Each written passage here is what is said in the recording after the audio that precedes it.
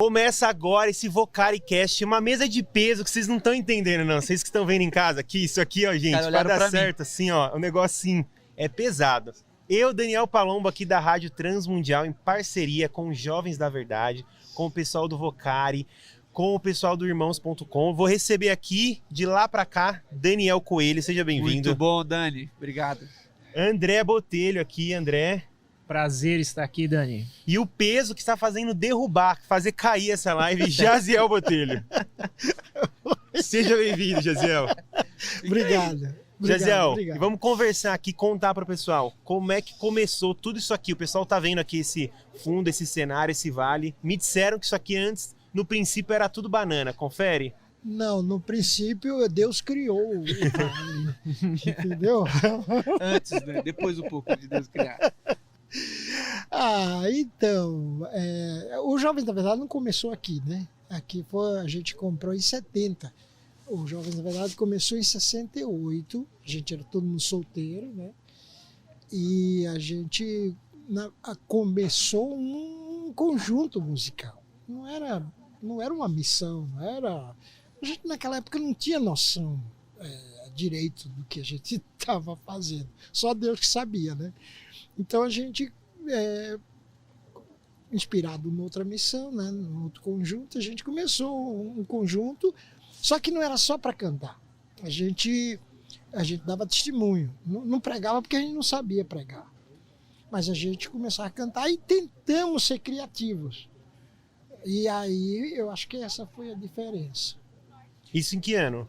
Em 68. 68. 68, e não foi aqui em São Paulo, foi no interior, numa cidadezinha chamada Jandira, num colégio presbiteriano, né? Deus usou a amizade que eu tinha com um cara, que hoje é pastor, Josafá Vasconcelos, e colocou no nosso coração. A gente sentou, começou a conversar, vamos começar um trabalho com juventude, né? Cantar e tal, vamos. E aí, como é que a gente vai chamar? Uma coisa que até hoje eu não sei como é que surgiu esse nome de Jovens da Verdade. Na hora o cara falou Jovem da Verdade, eu falei, tá certo. Tá feito. Tá feito. Talvez é porque naquela época a gente achava que era dono da verdade. Não, brincadeira. E aí a gente... Interessante, no começo os caras queriam só homens. Eu falei, não, tem que ter as meninas também, que eu já namorava a Ivone. E se as meninas ficassem de fora... Ela não ia, né? Ela não ia, né? E aí foi uma briga para pôr as meninas. E lá já se vão 54 anos, é isso? 54 anos. 54 anos. Inacreditável. E durante esses 54 anos tem muita história. Tem muita história. Confere, André. Conta uma pra gente aí, quem tá vendo. Imagina que você que nasceu aqui, com seu pai, com a sua mãe, tudo no meio disso tudo, deve ter muita coisa boa, deve ter muita crise e deve ter muita coisa aí, né? O que você pode dar o pontapé inicial pra gente aí? Então, o JV tem muita história, inclusive um dos grandes ministérios do JV é a FLAM, né, a Faculdade de Teologia, que também começou como um Instituto Bíblico, Jovens da Verdade. Em 77. Que já teve o Russell Shedd aqui, inclusive. Seu Shedd de professor. Deus o tenha. Exatamente.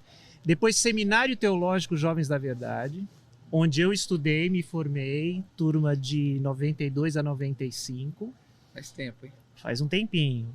E depois virou a FLAM, Faculdade Latino-Americana, que hoje nós temos aqui o prédio.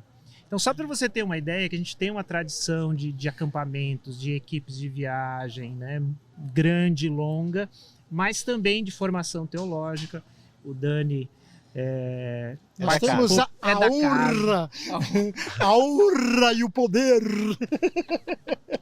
É isso aí, cara, privilégio. Eu participei de uma, sei lá, quarta ou quinta geração, eu acho, mais ou menos, né?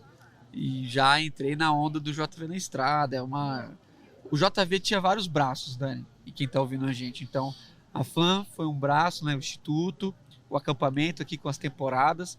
Depois veio o encontro de líderes, que a gente começou a trabalhar mais com liderança, e o JV na Estrada foi o que talvez pulverizou talvez a missão, foi o que fez a missão não ser local, né? Então, não sei em que parte que a gente pode falar, mas viver um pedaço da história. Eu cheguei aqui em 2009, eu conheci o JV em 2005, mas cheguei aqui em 2009, então viver esse pedaço da história foi, assim, tem sei lá quantas histórias, não sei que parte das histórias você queria ouvir.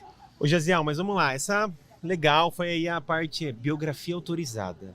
Agora vamos para outra parte. Vamos lá. Você sabe que eu publiquei um livro que o título é Entre o Siso e o Riso, e está escrito autobiografia não autorizada. Mas quem tá ouvindo a gente, às vezes vê o JV, vê essa história, vê tudo isso e fala, caramba, acho que Deus apareceu lá pro Jaziel, falou, entregou o plano e falou, caramba. Então é fácil, para ele foi moleza, né? Começar e fazer tudo isso aí. Mas conta pra gente, quem eram os amigos, quem é que tava junto?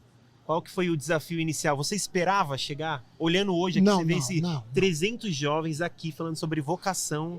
Você tinha noção disso? Isso aí, aquele versículo que Deus faz infinitamente mais do que pedimos ou pensamos. Eu acho que isso é mais ou menos um cumprimento dessa palavra, né? Uma realidade. Porque eu me converti no acampamento, então pus como um sonho, um alvo, ter um acampamento. Mas não tinha condições, eu era muito novo, não tinha pedigree, né? Não tinha... Mas assim, Deus nos deu, através da Missão Jovens da Verdade, esse local. Quando a gente chegou aqui, era um buraco aqui, não tinha árvore, essas árvores, tudo a gente plantou, não tinha árvore, nada, era um buraco. Então, o vendedor queria vender de todo jeito. Quando você tem um carro velho que você quer se livrar. Mas ele não sabia que para nós era o ideal. Então, o nosso conselheiro falou, a gente vai ver lá e não fica falando assim, glória a Deus, fica botando defeito, bota defeito. Não, ele não falou isso, mas falou assim, não fica falando... Aí tá bom. Aí quando chegamos aqui, aí começamos. Nossa, Zô, isso aqui é um buraco. E por dentro. E por dentro ali, né? O vendedor falou assim, caramba, eles estão estragando minha venda, né? Aí chamou o Azô, que era nosso conselheiro, e desceu. Aí nós ficamos ali na rampa. Glória a Deus, aleluia!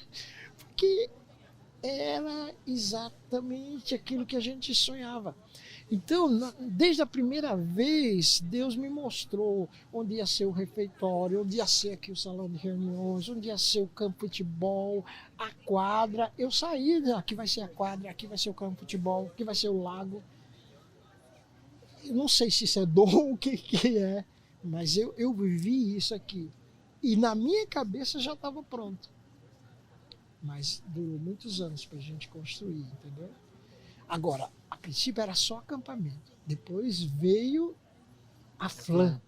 E eu fiquei sabendo hoje, alguém me contou, que no começo aqui do nosso lado esquerdo no refeitório, você chegou a morar aqui no refeitório, foi isso? Sim, eu morei ali no refeitório. Que história é essa? Não tinha casa pra mim. Com o André, foi isso? Com o André. André tinha um ano. Por isso que o André ficou assim, né?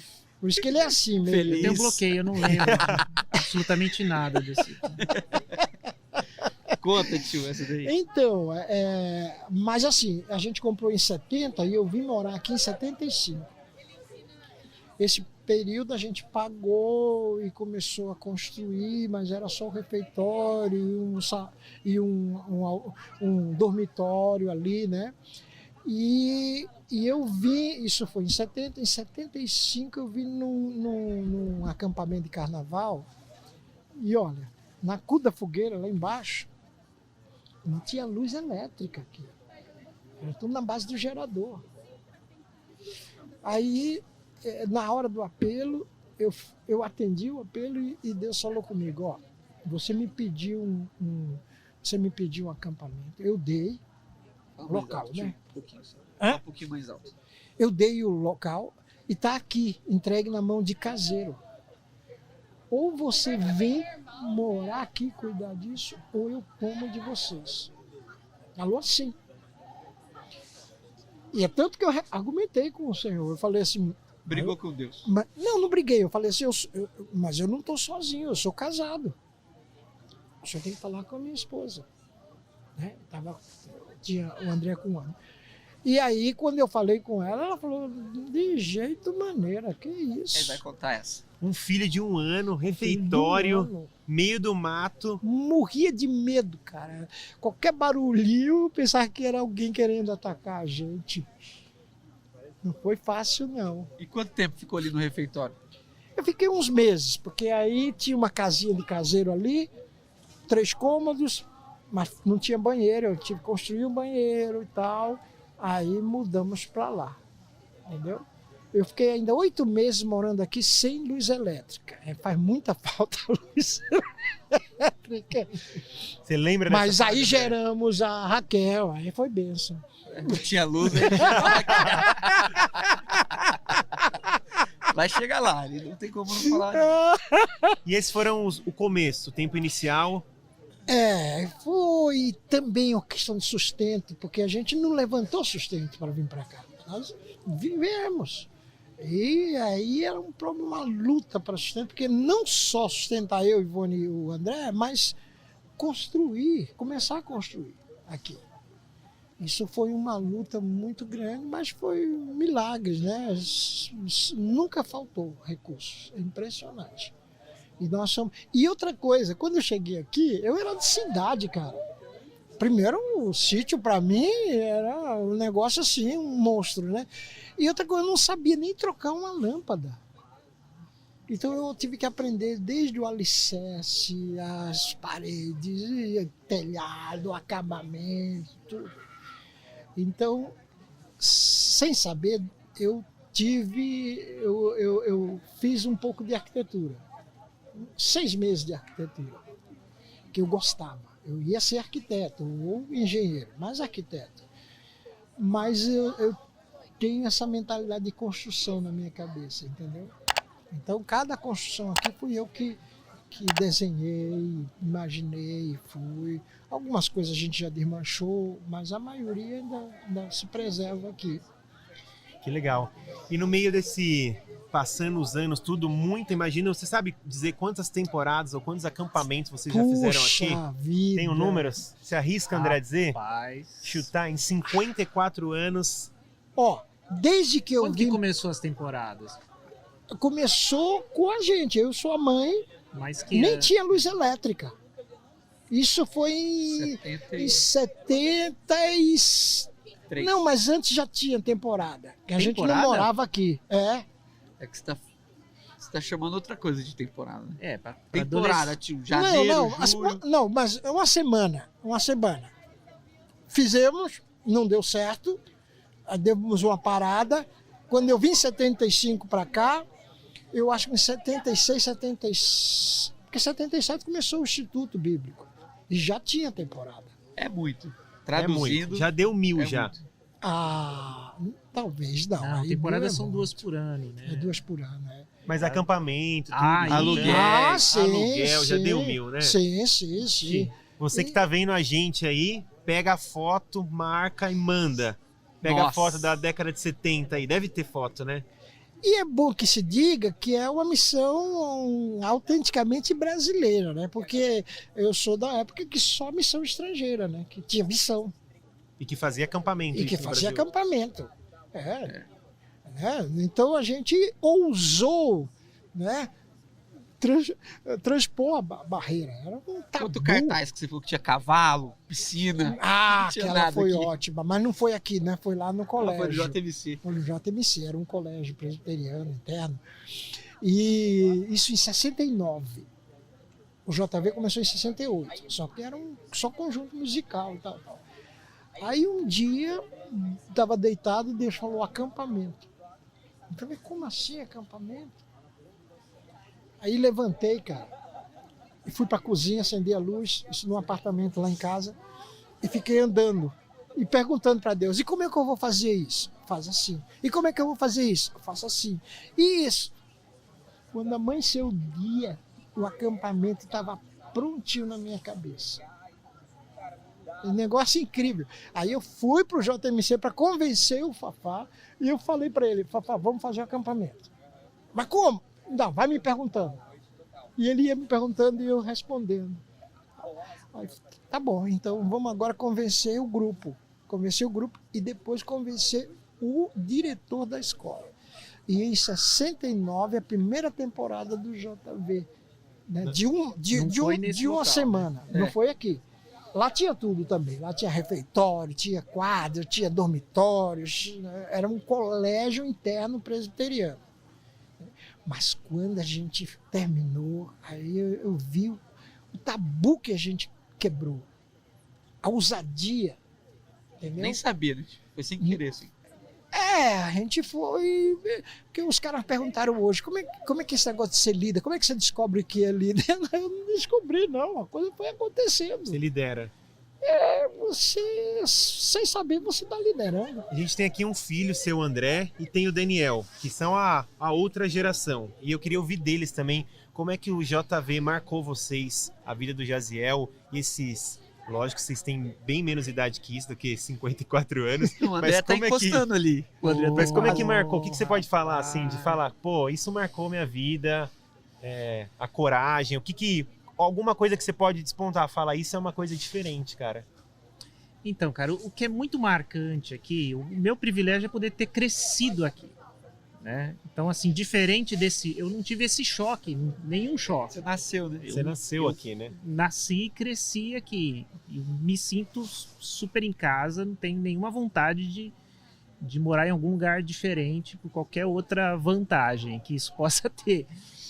Mas, assim, é impressionante que o que marca são as lembranças de acampamento, desse local cheio de gente, né, as outras crianças, as coisas acontecendo nesse salão.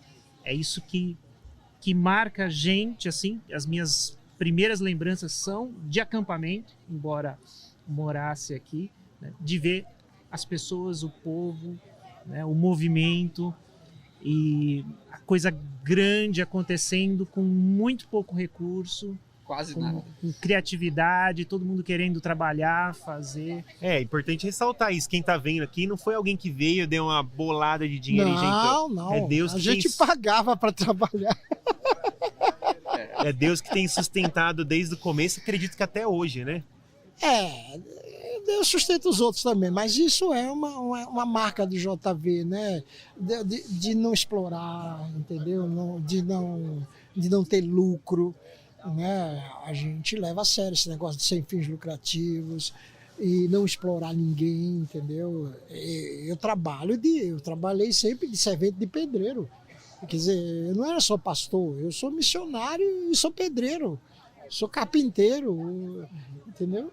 Então isso faz a diferença muito grande. Agora, uma coisa que eu tenho saudade, André, que hoje não tem, essas aprontações, o bullying. Não se pode mais fazer bullying. Então vamos para a próxima pauta. Vou até tirar o meu boné aqui para a próxima pauta, então. A próxima pauta é... Dani, conta pra gente como te marcou. Imagino que você deve ter meio desse chalé. A zoeira. A melhor zoeira que a gente fez aqui. Eu ia contar coisa séria. Conta coisa séria primeiro. A coisa séria que mais me marcou foi o Jaziel. Primeiro é isso. Aqui a gente aprendeu que a missão é um todo. Então, os mesmos caras que cortavam a grama, geralmente participavam do púlpito, vamos dizer assim. Foi uma coisa, a Flan tinha essa, que foi quebrando ao longo das gerações. Hoje os caras querem fazer mais nada, mas no nosso tempo era obrigatório. Então, mais uma coisa que marcou foi lá atrás, não vai conseguir mostrar, obviamente, mas onde tem os chalés, o José me levou lá, eu acho que você nem vai lembrar, mas ele falou assim, lá só tinha eucalipto, era um morro, assim. Aí ele falou assim, vamos fazer 2 andares de chalé. E ele começou na cabeça dele, aqui vai ser assim, vai entrar por aqui, vai coisar por aqui. E eu olhava e só via mato. Quando a escavadeira começou a trabalhar ali e as coisas foram se desenhando, e hoje é quase exato o que ele falou, só falta o salão de culto que a gente sonhava lá atrás. Né? E aquilo me marcou, porque toda vez que eu venho no JV, eu vou lá e olho e falo, cara, isso me incentivou a igreja local. Eu desenho, hoje, muito do que eu falo na DOCA, do que eu vejo hoje lá, é o que eu falei atrás, motivado por esses caras que me ensinaram a sonhar, a olhar para onde não tem nada e desenhar a coisa pela fé. Agora a zoeira melhor que a gente fez aqui nesse lugar... Momento zoeira. Não, a zoeira melhor foi aqui nessa rádio. A gente adiantou o relógio de um cara 2 horas e ele abriu o campamento. Quem é esse cara? Pode falar o Japa. O Felipe, ele é pastor hoje. A rádio, acho que era às 8, a gente adiantou 2 horas. Naquela época era rádio relógio.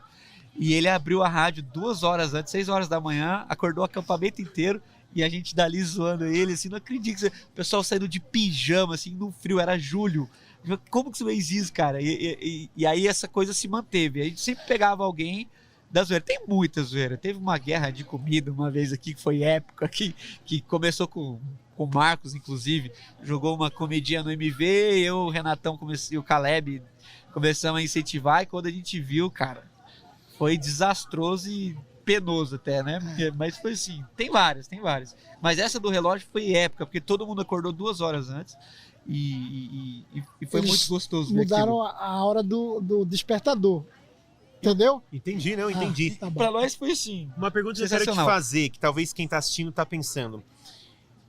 A espiritualidade e o humor meio que sempre andaram juntos no JV. Sim, isso é muito legal. E parece que ela sempre foi pro lado da maturidade, você não tinha problema. Eles faziam isso, mas depois estava tudo certo, não era motivo de maturidade, de briga. Isso aumentava a nossa amizade. Em vez de dar briga, aumentar. Por exemplo, era tradicional, terminava o acampamento, o QG todo ia pro lago. A gente jogava no lago. De roupa. Antes de eu vir morar aqui, teve o acampamento, não tinha luz elétrica. Aí, quando as meninas estavam dormindo lá, aí os caras foram fazer serenata. Só que como não tinha luz elétrica, aí eu peguei uma lata de 18 litros, enchi d'água, fui, isso era umas 10 horas da noite, mais ou menos, 10h30, subi no telhado, e ficava ali onde é que eles estavam, e eu ouvindo a música, e eles lá com o violão cantando para as meninas, fazendo serenata, que hoje não existe serenata, naquela época tinha. E tô lá ouvindo aí, aí derrama assim, aí a água veio nos caras. Aí os caras ficaram indignados, poxa vida, aí fazer serenata, você joga na gente. E eu desci, isso no escuro. Só que quando eu desci, uma menina veio abrir a porta e me viu. E eu disfarcei e subi pro dormitório e me cobri, né? Aí daqui a pouco chega eles. Aí eu falei, e aí, como é que foi? Foi bom lá? As meninas jogaram água na gente. Não acredito. As meninas jogaram água em você? Mas vocês são uns goiaba mesmo e tal. E ria, e tá. Bom, não falei nada, fiquei quieto. Daí no outro dia, 7 horas da manhã, fui lascado, Júlio, né? Descemos pro café. Aí as meninas falaram que eles chegaram e reclamaram. Pô, a gente... Não, foi o Jaziel que jogou água. Aí entramos pro café, a gente cantava antes, né? O caminho, Jesus. Quando terminou de cantar, pega o Jaziel! Rapaz, me pegaram. E desceram comigo lá no lago e me jogaram dentro do lago. 7 horas da manhã, frio lascado. E eu não podia reclamar nada. Era... Quanto mais reclamava, era o bullying educativo, a gente falava.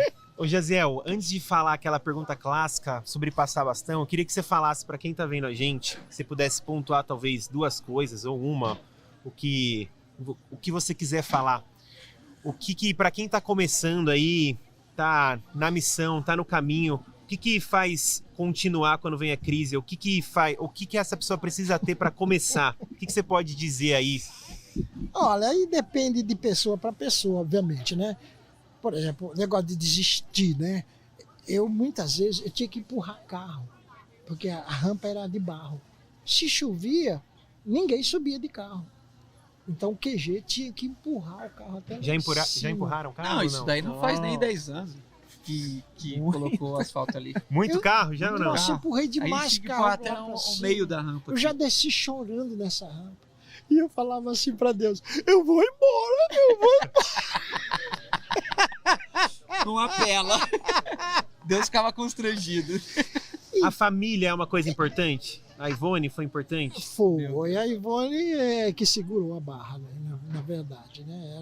Eu sou muito sanguíneo, decisões rápidas, faço coisas, me arrependo, volto atrás e tal. A Ivone não, é que nem ele também... Ele é o filho da Ivone. Ele é filho da Ivone. Vamos é devagar, filho do vamos devagar. E a Raquel é filho dos dois. Então, isso depende da pessoa, do temperamento e tal. Mas, claro, não vai ser mar de rosas. Tudo não vai dar certo. Porque Deus é poderoso, Deus faz, Deus acontece. Não é assim também, não. Tem lutas, dependendo, umas lutas maiores, outras menores, né? Agora, não sei porque uns dão certo, outros não. Eu considero que eu dei certo, né? Eu estou aqui, vivo ainda. Muitos já morreram, já foram embora. Eu estou aqui, então, graças a Deus. Agora, não quer dizer que muitas vezes eu não senti vontade de desistir. Até agora, mesmo na terceira idade, eu fico assim, o que eu vou fazer agora? E falando aí sobre os próximos anos, qual é a perspectiva para os próximos anos? Como é que... Aí tem que perguntar para ele. Para quem que você está passando esse bastão? Para quem que você passou aí? O Dani está aqui, o André está aqui. Como é que está sendo isso? Olha, na verdade a gente nunca fez sozinho, né? Aqui sempre a gente trabalhou em equipe. Eu não embora jazeado, mas não sou esse tipo de líder centralizador, não. Eu nunca trabalhei sozinho. Desde o começo, sempre equipe. E então, claro, a gente desejava que outros pegasse o bastão, mas quis Deus que fosse meu filho. O André. Eu preferia que fosse o Marcos. Eu sabia que ele ia falar isso. Mas tudo bem, você falar isso 2 vezes no mesmo dia, no mesmo evento. Eu bato de frente com o Marcos. Você é muito parecido com ele. Muito. Marcos não me... Não. Tá gravado. Mas o Marcos, ele me enfrenta. O André, não. O André, ele me respeita, ele tem paciência comigo. O Marcos não. O Marcos não tem paciência, não. Então, fica aí, Marcos. Eu falei que ia virar terapia. Você embora ele seja o queridinho, ele é queridinho da mamãe. Ele é o queridinho da mamãe. É o André. O Marcos. E a Raquel. A Raquel é o sanduíche. A Raquel é do meio, coitadinha. Ela fica disputando o nosso amor. Quem que é o mais velho? Ele. O André. Depois vem a Raquel e depois o Marcos. O Marcos. Então, embora é ele que ficou comigo e que vai continuar, né, a obra e que eu passei o bastão. Agora, muito engraçado, porque eu falava, eu tô passando o bastão, passei o bastão. E não passava. E aí um dia ele falou para mim, pai, você passou o bastão, mas eu não largo o bastão. Correndo junto? Correndo junto, mas como eu sou mais velho, eu ficava segurando. E André, até como hoje, é que tem sido isso aí? Desafio ou não? É bucha? Muita bucha? É desafio, mas tem acontecido de uma forma assim bem natural, bem legal. A gente não tem realmente essa coisa de, agora deixa eu fazer, deixa comigo, deixa a gente fazer. Não, porque a gente precisa da experiência dele, né? Da experiência daqueles que já passaram aqui, não só meu pai, mas outros, tem o José do Prado, tem a Ismênia, tem outros que não Silas. moram aqui, tem o Silas. Né? Tem os dinossauros da verdade. Quem são? Nomes? Toninho, Lena, Ariovaldo Ramos. Ari cresceu aqui, pô. Ari cresceu aqui, E dá quase 80. A gente tem dinossauros? Eles tiveram um grupo na pandemia, a gente faziam tem Zoom quase todo dia. Verdade isso ou não? É um grupo de WhatsApp com 80 dinossauros, que a gente chama Dinos da Verdade.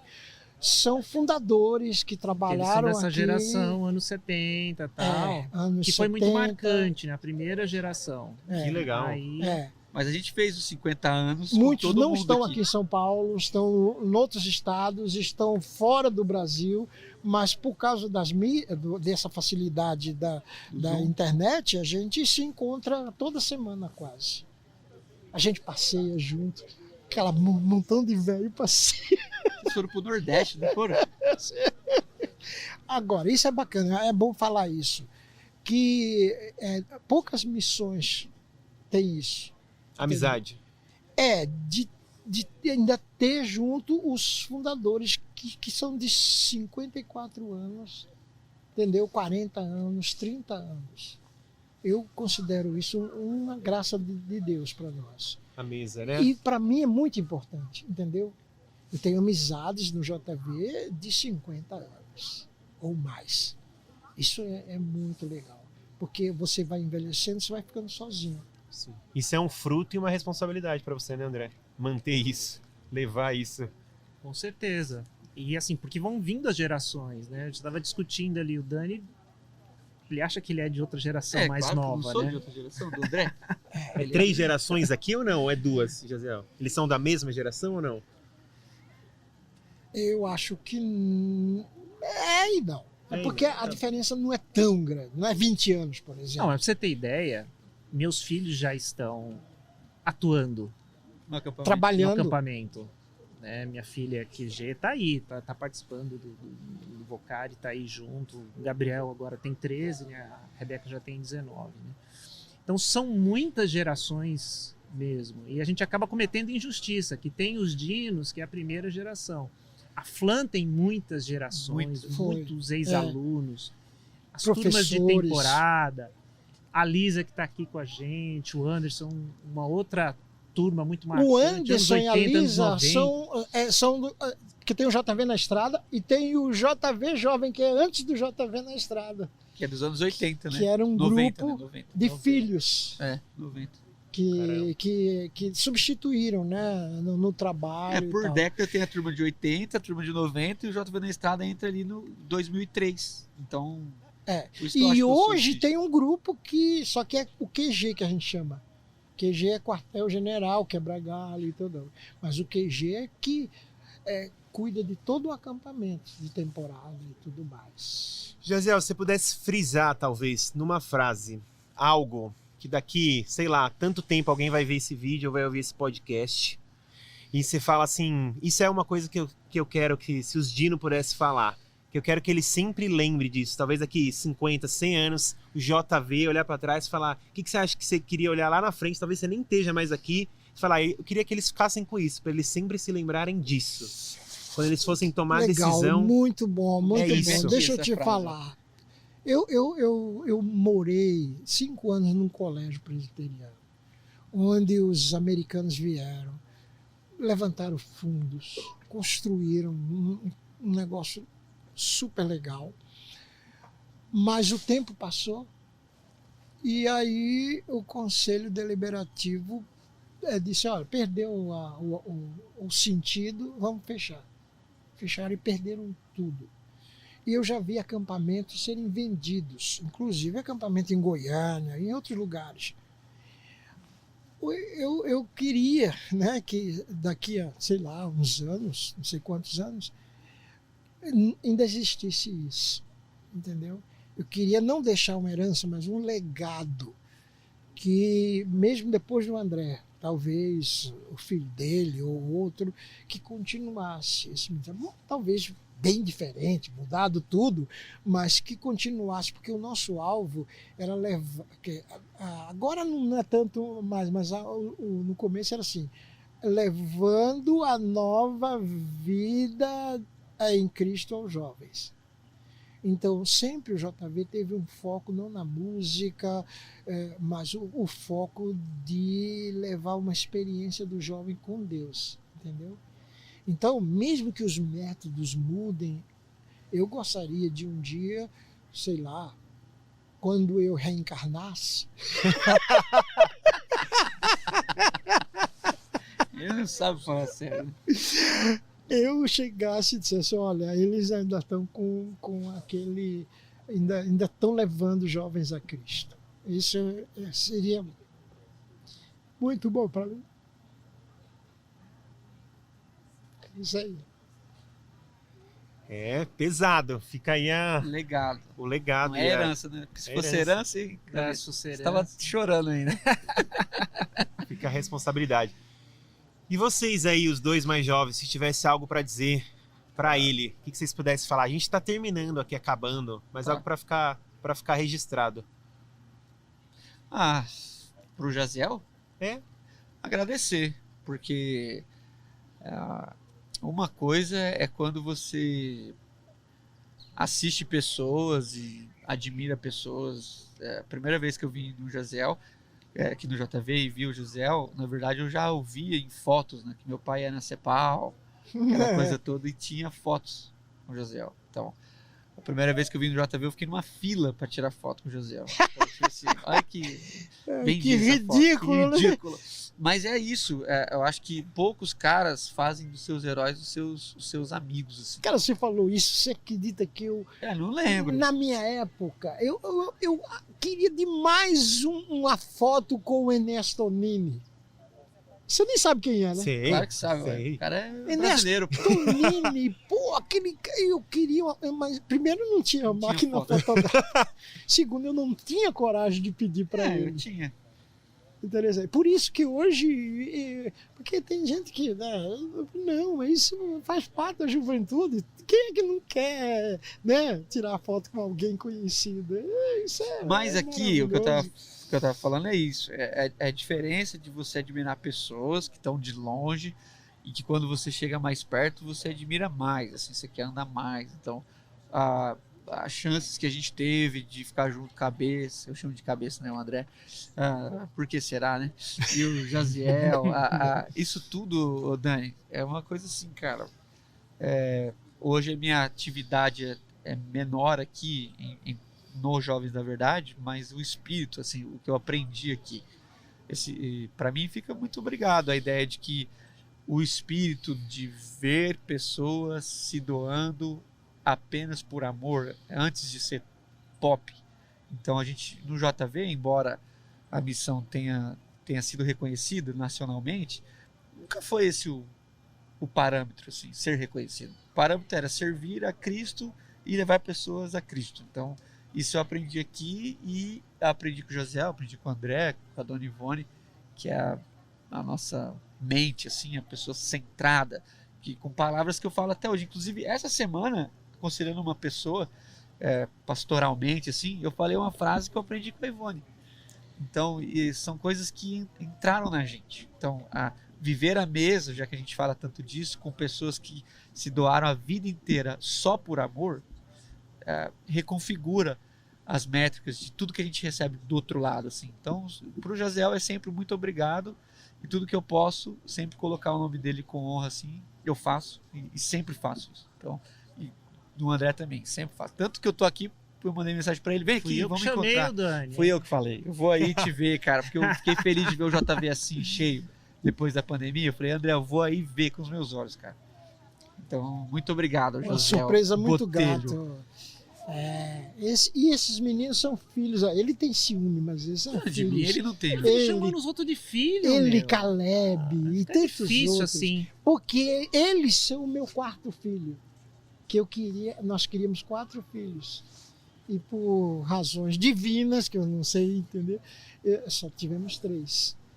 Mas aí hoje eu entendo, porque Deus me deu outros filhos espirituais. Deu um monte de quarto, hein? Tem vários concorrendo. Cabeça, voz da E você, sabedoria. André? Então, cara, fica o exemplo deles, e dessa coisa tão importante dos jovens da verdade, que é permitir que os jovens façam missão. Isso tem tudo a ver com esse evento aqui, né? O Vocari. Incentivar, encorajar, permitir que os jovens façam missão. Então, é esse legado que a gente está recebendo. Esse local é maravilhoso. Mas essa mentalidade, e é isso que a gente quer continuar fazendo, né? Porque nós aprendemos dos jovens da verdade, somos jovens da verdade, que é permitir que o jovem faça a missão, né? Acreditar nele, que ele pode, que Deus fala com eles, entendeu? Vai despertá-los, e a gente é ferramenta para incentivar para que isso aconteça. Arriscar, né? O JV sempre arriscou. Cara, colocava a temporada na nossa mão, a gente fazia cada coisa que, cara, se fosse hoje, tá maluco. Só que assim, havia uma coragem que hoje parece que é mais polido. O que eu sinto do André, do José, é aquela ideia assim, vai lá e faz, se der errado a gente conserta. Não tinha muitos padrões, cara, sério. Tipo, vai até ali, faz isso aqui. Vai lá, a gente confia em vocês. Então, isso fez com que outras coisas acontecessem, o Roca no Vale, coisas que eram sonhos, e que o Josiel e a missão, o André agora, não, vai lá e faz, vamos ver o que vira. Nunca houve, pelo menos durante o tempo que eu vivo aqui, uma coisa que a gente tenha trazido para a mesa e que não tenha sido encorajado. Tem coisa Eles confiavam, né? Tem coisa que a gente não fez por incapacidade, mas não foi por falta de coragem. Vai lá e faz, vai dar certo. E vai acontecer. E muitas coisas, JV na Estrada, ao longo desses anos, a gente errou muito em muitas viagens, deu problema, claro. Mas parecia que era mais importante a gente fazendo do que o que a gente estava fazendo. Entendeu? Então, isso a gente aprendeu aqui. E interessante que depois de 54 anos, como é que você se chama jovem da verdade, rapaz? 54 anos não é mais jovem. Tem uns 40 que você é jovem. E aí eu fiquei pensando, porque há outras missões para Visão Mundial, Palavra da Vida, Mocidade. Bom, Mocidade para Cristo também sofre disso, né? Porque tem o nome Mocidade, Juventude. Então, às vezes a gente era discriminado, porque esse nome jovem, por exemplo, ele mesmo falou para mim, pai, não dá para ficar com um seminário com o nome de Jovens da Verdade. Seminário jovem não dá. Acampamento, não chama, né? Teologicamente tudo falando, bem, né? mas um seminário, tanto que a gente mudou o nome para faculdade. Então, mas eu acho que Deus preserva isso, porque agora a gente não trabalha só com jovens. A gente trabalha com crianças, adolescentes, jovens, adultos. Casais. E talvez eu comece a trabalhar com idosos. Se der tempo, né? Se der tempo. Mas assim, fica a missão Jovens da Verdade, né? O símbolo que é o anzol e a cruz. Não, o anzol e a cruz. Quer dizer, pescadores por Cristo. Se bem que Jesus usa a rede, não o anzol, mas a gente usou esse símbolo, né? E esse nome de Jovens da Verdade, mas assim, para justamente esse espírito, nessa descontração. A gente não leva, ele leva a sério, mas eu não levo a sério, nada. Entendeu? Ele leva. Ele é o cara. Tem alguém que tem que levar a sério, né? Alguém tem que levar a sério. Bora. Valeu, foi bom. Essa é a palavra final. Ótimo! Nossa, poxa vida! Foi mais do que eu pensava. Nem sei o que fazer agora. Eu vou hoje deitar e ficar pensando. Eu vou tomar banho para não passar esse momento. Obrigado por vocês sentarem aqui e a gente poder conversar um pouco da história e de tudo que você inspira aqui. E muita gente que vai estar assistindo aí. Deixe seu comentário, escreve aí, vai chegar até você. Então, obrigado por você participar aqui desse VocariCast. Valeu. Valeu.